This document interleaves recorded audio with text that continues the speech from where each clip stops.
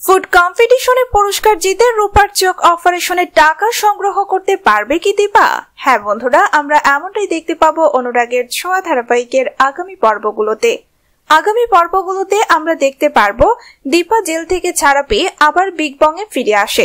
দীপা সাক্ষ্যকে বলে, স্যার আপনি আমার জন্য অনেক করেছেন, এবার আপনার মেয়ে জয়ীর জন্য আমি কিছু করতে চাই। জয়ীর দৃষ্টিশক্তি যেভাবেই হোক না কেন আমি ফিরিয়ে দিতে চাই, নয়তো আমি জয়ীর সামনে গিয়ে কখনো দাঁড়াতে পারবো না। এই কথাগুলি বলতে গিয়ে কান্নায় ভেঙে পড়ে দীপা। এদিকে সাক্ষ্যদীপ দীপাকে বারবার বোঝায় যে আপনি কিছু একটা খেয়ে নিন, না হলে আপনি অসুস্থ হয়ে পড়বেন।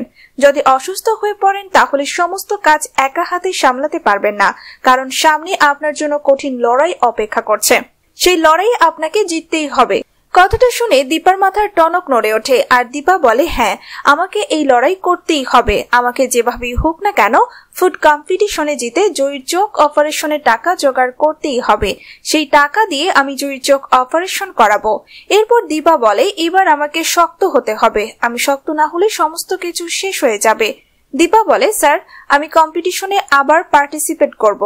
এরপর দেখা যায় ফুড কম্পিটিশনে একের পর এক রাউন্ড চলতে থাকে এবং দীপা সবগুলো রাউন্ডে জিতে থাকে।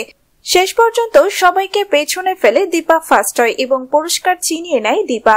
তো বন্ধুরা, তোমরা কি চাও যে দীপা যেন ফুড কম্পিটিশনে সবাইকে হারিয়ে ফার্স্ট পুরস্কার জিতে নেয় এবং সেই টাকা দিয়ে রূপার চোখ অপারেশন করাতে পারে? তোমাদের কি মতামত কমেন্টে জানাও। আর পরবর্তী আপডেট পেতে অবশ্যই আমাদের চ্যানেলটি সাবস্ক্রাইব করে সাথেই থেকো।